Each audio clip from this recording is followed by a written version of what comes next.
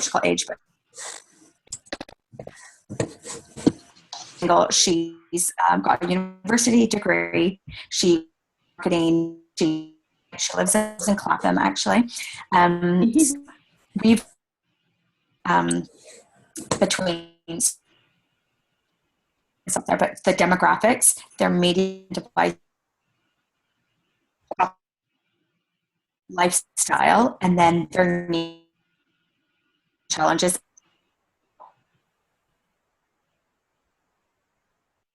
I don't want to.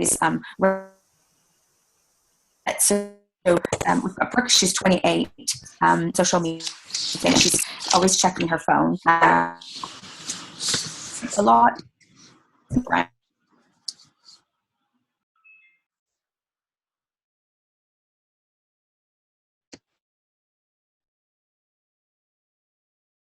And she's a casual gym user, out with friends. So she's the type of person who needs like a quick picking up during the day. She wants to appear like healthy, fit, and cool. Appearance is very important for her. She wants to be successful, so she's just starting to climb that ladder. She doesn't want to like miss out on things. So she's using Activate as like an energy source, a quick picking up during the day at work. She'd also use it before or after a workout. She's also likely to use it as a hangover cure, or she might mix it with, her vodka as a mixer. So these are like singleton. Then we move over to Paula. She's a healthy young mom. She's 31, so she's just a little bit older. She's married. She's got 2 young kids. She's college educated. I didn't quite know where she was living, like whether all of our target market lives in the city or so around that. I thought sort of like a smaller city. She's on social media, but she is not like Snapchatting and like Instagramming every second. She's on Facebook, right? She sees things, she sees recommendations with friends, but she's pretty busy. She shares a few things. She does shop online, especially for like groceries, but she shops more in store than say Brooke, who's 28. You can see the brand she shops at, and she will use vouchers, right? So she's someone that we could probably use like an e-voucher with. She's motivated by an active life. Sorry, Jen, can I just stop you there? Guys, is someone typing whilst... I'm just hearing. You can hear me. Yeah, okay. Yeah, sorry. That's hard to hear. Okay. Thank you. So she's motivated by an active life. She does her yoga a bit, like very yoga light. She's relatively conscious of what her family eats, but she's not like, she's not a raw foodist. Like the yogis and the super healthy people here are not going to touch this beverage with like a 10-foot pole. So she wants to stay fit, but she doesn't have a lot of time. She'll have Activate on the go as a refreshing drink, maybe with a wrap or a salad, or friends at a coffee bar. We can alter these people too. So this is where I want everyone to sort of put their pieces in. Teresa is, we called her the potential activator. She's 21, so she's young, she's single, she's like either just finishing school, she studies fashion design, she works part-time, and she still lives with her parents. So even though she doesn't have a lot of money, she still does have like disposable income to spend on like, what it is she wants for her social. She Instagrams everything. She is like lives and breathes digital media. Her newsfeed, like I said, is literally her newsfeed. She's like very unlikely to ever go to the BBC and look up news. She's on Snapchat, and she is totally attached to her mobile. She shops online frequently for clothing, food, entertainment. You can see the brands she's in. And then I said like her parents to buy her groceries, but she will get her lunch from Pret, buy her own alcohol and like beverages. So like anything outside of the necessities. She goes to the gym. She's active, but right, she's not participating in triathlons.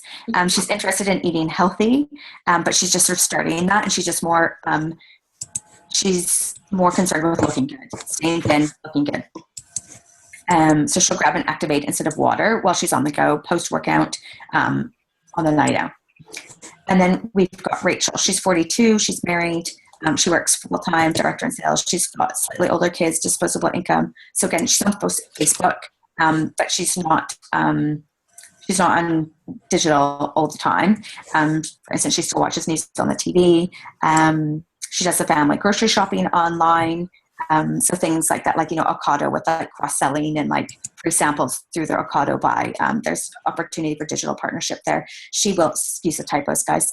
She will use vouchers on her phone, possibly paper coupons, kind of depends. She's focused on her job. You can see she's a runner. She's likely to try fitness challenges and increasingly interested in her health. She needs energy and fuel to stay active. She understands that she's starting to get older and needs to look after herself. And she's the type of person that would actually buy a case of Activate for her family, to have it in the car on the go. So these were our 4 main personas. What do you guys think? Do we need all 4? Could we slim it down? What do you want to add or take away? And I think these bits are really important because this is going to inform how we use the campaign through all of the other channels. Yes, I agree. I love it. I think what you guys have done is fantastic. You've obviously really thought about it, and you've thought about all the different type of women. I don't think we should go with all, personally. I think we should maybe go with a couple of profiles that we focus our campaign at. Sorry, Roman, just a second. Is someone typing again? Because I can't hear you. Oh, sorry, I just pressed an enter button. Oh, sorry. Yeah. I love Brooke. I think she's a perfect fit. I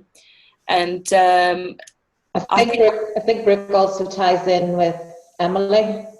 Yeah, that's what we were talking about. We think we can pull those 2 together. Yeah. And Paula as well. I think I quite like the fact. I'm a mum, and I'm really trying to keep fit and energetic around the kids, and I kind of can relate to it, personally. So these are sort of to get my vote, really. I wouldn't add anything to it. I think the work that you guys have done is fantastic. It's a good starting point for building a campaign. Yeah, I think what you've got there is great.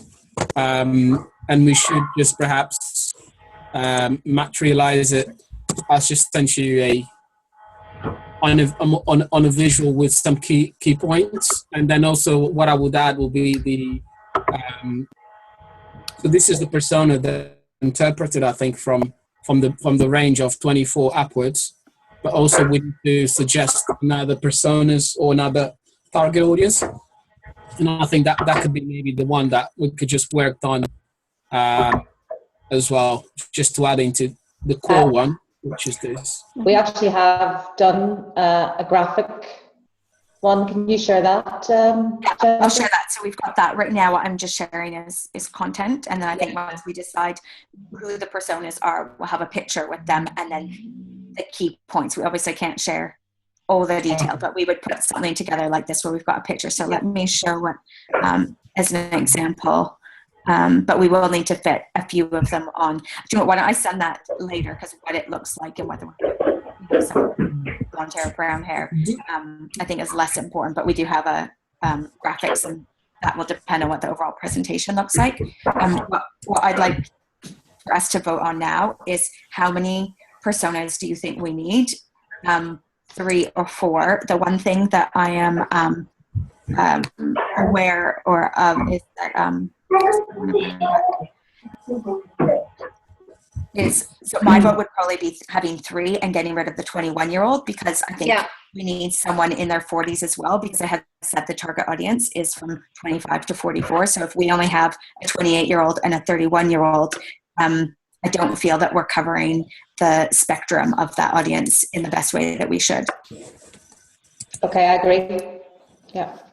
Shall we maybe perhaps break into ranges, because you've got from target audience from 25 to 44, and I know Brooke, you gave a specific age, but instead of Brooke being a specific age, it's a type of person. Like when we do a segmentation profiling, instead of or put age bands, maybe we can put age bands onto them, or this is just a profile of the type of person that they are, regardless of the age, between the age of 25, I think, from 44.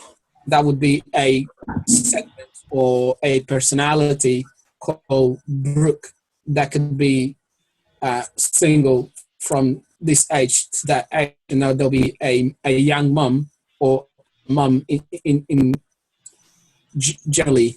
Just what I'm trying to say is that maybe we can just make the ages slightly more broader, not to say, because I'm just trying to see if because we need to, these are segments. I don't know how to explain it better. I think I know what you mean. I think we don't need to even point out the age. As long as we talk who's a sports and social single, and then we have Paula, who's a healthy young mum, and then we have Rachel, who is a married, happy lady. We just lady goals. That makes sounds really old. That's not what I meant. But yes, we don't need to focus on the age, at all. We can just talk about this is what the people do. This is what their interests are. This is who we're talking to. My understanding, and that was a question. Trish and I actually talked about that. Do we give this person an age range? My understanding from some of the work I've done and some research is that when you're creating the persona, you're creating like a real fake person. So you're saying like, this is how old they are, this is what they do, this is who they are, and then but a segment is something broader. They would be a part of a segment, but the sort of purpose of creating a persona is that like, okay, we know who this person is. So I don't know what I'd love to know what other people have done in their work, and I've always looked at it as you just give, because it's a persona, not a segment, you're giving them an age. And I think what is important that we can't miss, so we've got that they're, like you were saying, she's 28 or 31, healthy mom, or singleton, where it actually becomes important, I think,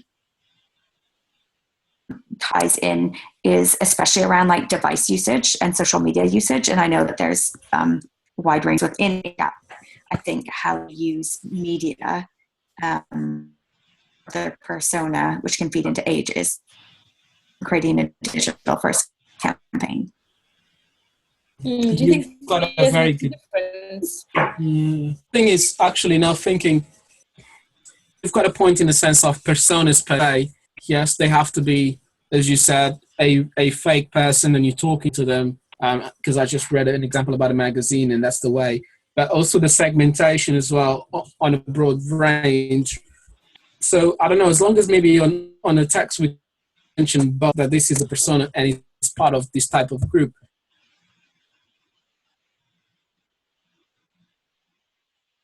Yeah. Does that make sense? Good, I agree. Romy, what was your point? Sorry, because I cut you off in the beginning. No, it's fine. No, it's perfectly fine. No, I just I was just thinking, whether you there's quite a lot of content, but you obviously have your. I'm sure you're going to show us how it looks at the end. I was only saying, pulling out a few key points presentation, but that's I'm sure you already thought through it, Jen. So it's absolutely fine. I was just sort of charging ahead. So we Guys, I'm sorry, I'm going to have to leave the call in about 5 minutes. Okay, let's. I'd love to hear what your thoughts are on the personas as well. Yeah, no, I think they're really, really good. I think it's perfect. And I think it would be, I guess, with Emily, I think the age is important. Kieran, simply because if we're ever doing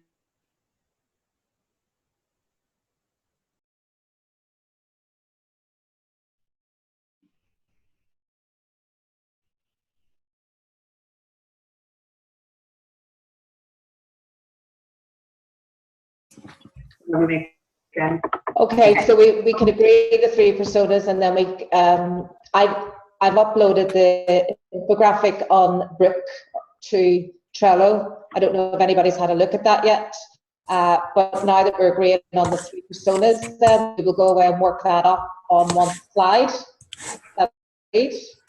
Yeah, I think we can mock it up. We can have sort of three. We can talk about it just. We have three columns. Yeah. And then I think it's important that that we show that in defining a persona, we haven't just gone, oh, she's got blonde hair and is this age, but like that we've really thought about media preferences, their shopping preferences, because that is going to inform the rest of the campaign and why we've chosen certain channels. I'd like, before Eleanor leaves, is to try and are we agreed on a campaign theme, so that who's going to take on that to get that part sorted? So I really Sorry, like. Trish, I didn't really hear you there. What did you say there, Trish? Yeah. Just before you leave, Eleanor, I'd like to get a consensus of opinion on what the campaign theme is going to be, because again, we're going to need to do some work to get that started in terms of what that campaign is called. So is it Activate, Refuel, and then detail out the campaign. So are we going for Emily, and can we, looking at our personas, that park video could include them personas, that you could include them also in that. So I think it lends itself well. But so what does everybody think? Or I think that I think everyone's got similar ideas, I have to say. I think, I've read Jen's, I've read Eleanor's, and I've read yours, Trish, as well. And I also read a few bits and pieces from Natalia and Chad. There is a common theme going on, and I think we shouldn't just focus on one. Maybe we just take one idea, but then we piece all the bits and pieces from everyone else, and we just need to agree, I suppose, on it's when we're going to do it, Romy, because we're kind of running out of time, and if another week goes by and nobody's working on a campaign thing, Yeah, I'll work on it. I'm more than happy to work on it. I just bought the Daily Telegraph at the weekend, guys. I don't know if any of you read it, but it was on the Sunday Telegraph business section. I don't know if you can see that article, can you? Yeah. Yeah, very good. It's really interesting because it's all about Beyonce and H&M. Yeah, and how she's she signed up to all these different things, but it's talking as well about how people can endorse products, especially drinks, on social media. So, for example, if we had our Activate up and running, we could pay Kendall Jenner £232,000 to do one Instagram post about it. So it's really interesting. And then it talks about obviously Rihanna with Beto Coco. Saying she's a great example of having the exact right set of celebrity for a brand. She personally drinks it. She comes from the Caribbean, where coconut water comes from, and it's really, really big on social media. So it's just a really, really good article. If I find it online, I'll send it to you all. Okay, it's great. It's going to be worth reading. So, but yeah, I'm happy to work on the theme. If anybody else wants to allow me to use some of the sounding board as I'm going I'll to work on that with you. I really like the content stuff. Cool. Okay. I'm wondering, just to put an idea out there, I really liked the the idea of pure life, the way that Chad had described it, but combined with yours, Eleanor, because I think you're right, Romy. There's we're all saying the same thing. It's just what are the hashtags, what are the taglines? I think we've all got the exact same idea around what it looks and feels like. So my vote would be to do something around pure life combined with what Eleanor's put together. Okay, good. Cool, sounds good. Mm-hmm. Agree. Jen, just before I have to go, I'd be actually listen, I'll WhatsApp you afterwards, or I'll text you or whatever, and tomorrow and Thursday tomorrow and Friday I can be pretty flexible. Okay. I'm kind of supposed to be off all week, so I could do a little bit tomorrow, a little bit on Friday. Okay. I'm good for Friday morning. I could I'm at home. We can chat, but I'm good for Friday morning. Tomorrow I'm out with a pretty crazy work day. But let's chat on WhatsApp, and then we can work on the content. Okay. So guys, just to clarify again, sorry Eleanor, before you go, you're going to come back on the actual structure of the campaign. So if we're doing a social media campaign, the editorial needs to be done for that. So is that going to encompass, or do you need somebody to do that? We need to look also at a paid and display campaign and a budget based on our keyword research. So who's going to do that? We need to look at setting up a microsite for the launch and cost that, because that's all part of the marks that we get, that you have to prove that you put an integrated campaign and you put a budget beside each one. So I'm just concerned we need to look at that. The microsite, I've been involved in building websites quite a lot for clients and things like that, so I can actually pull together, you know, how a microsite would look, what sections are on it, all the different links out to social media, where the search engine optimization will come from, and how we can build it on different pages within that website. So I can certainly focus on that. That's the problem. Okay. And I think in terms of offline, sorry, if we're going to do offline, I mean, are we agreeing, do we need to look at billboards? Do we need to look at bus advertising? Do we need to look at digital screen? Do we need to look at point of sale? You know, I think, yeah, we do, Trish, and I must actually send you another link. There was I think Lucasade or Powerade did a really, really good bus advertising campaign. It was actually a Belfast company that did it. So I'll pull that back up and have a look at it. But I think, yes, you would. I think it would need to, I think, a bus campaign. So I suppose maybe if you guys can put together what the campaign, you know, is going to look like, and what channels we're going to use, and then we can divvy that out, who's going to cost it up. You know, I don't mind looking at the paid adverts, you know, the display and stuff like that. You know, that would be good. Yeah.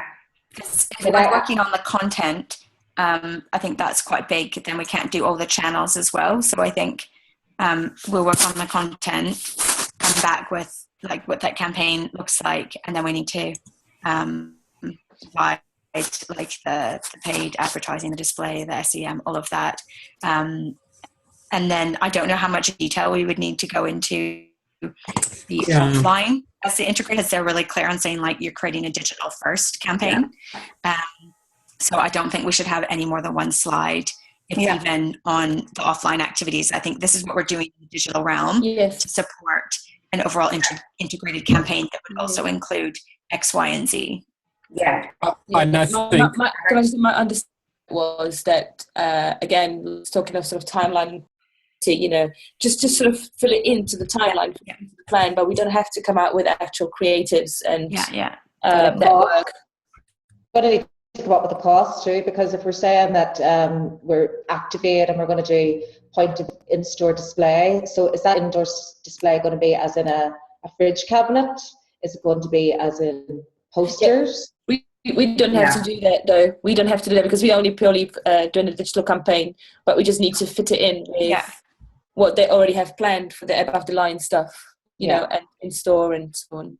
But I suppose it's just trying to get a bullet point of what the campaign looks like, what the channels are, and what we need to cost and budget. So, perhaps like a timeline or something.